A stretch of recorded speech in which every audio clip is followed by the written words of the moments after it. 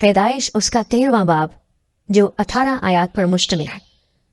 और इब्राहिम मिस्र से अपनी बीवी और अपने सब माल और लूत को साथ लेकर कनान के जनूब की तरफ चला। और इब्राहिम के पास चौपाए और सोना चांदी बकसरत था, और वो कनान के जनूब से सफर करता हुआ बैत एल में उस जगह पहुंचा जहां पहले बैत एल और एई के दरमियान उसका डेरा था, यानी वो मकाम जहां उसने शुरू में कुर्बान गाह बनाई थी। और वहां इब्राहिम ने खुदावन से दुआ की।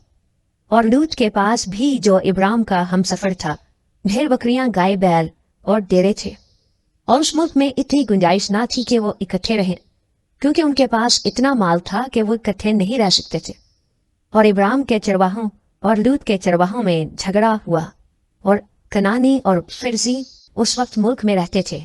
तब इब्राहिम ने लूत से कहा कि मेरे और तेरे दरमियान और मेरे चरवाहों और तेरे चरवाहों के दरमियान झगड़ा ना हुआ करे, क्योंकि हम भाई हैं। क्या ये सारा मुल्क तेरे सामने नहीं? सो तू मुझसे अलग हो जा।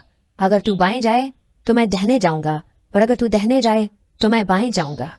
तब लूत ने आंख उठाकर यरदन की सारी तराई पर जो शुहर की तरफ है नजर दौड़ाई, क्योंकि वह इससे पेशतर के खुदावन ने सदूम और अमूरा को तबाह किया। खुदावन के बाग और मिस्र के मुल्क की मानिंद खूब सैराब थी। सो लूत ने यरदन की सारी तराई को अपने लिए चुन लिया, और वो मशरिक की तरफ चला, और वो एक दूसरे से जुदा हो गए। इब्राहिम तो मुल्क कनान में रहा, और लूत ने तराई के शहरों में सकूनत इख्तियार की और सदूम की तरफ अपना डेरा लगाया। और सदूम के लोग खुदावन की नजर में नहायत बदकार और गुनहगार थे।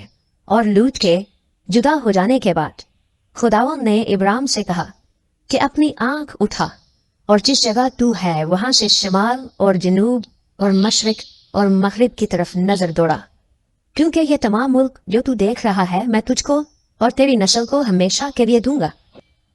और मैं तेरी नस्ल को खाक के जर्रों की मानिंद बनाऊंगा, ऐसा कि अगर कोई शख्स खाक के जर्रों को गिन सके तो तेरी नस्ल भी गिन ली जाएगी। उठ और इस मुल्क के तुलो अर्ज में सैर कर, क्योंकि मैं इसे तुझको दूंगा। और इब्राहिम ने अपना डेरा उठाया और ममरे के बुलूतों में जो हबरून में है जाकर रहने लगा, और वहां खुदावंद के लिए एक कुर्बान गाह बनाई।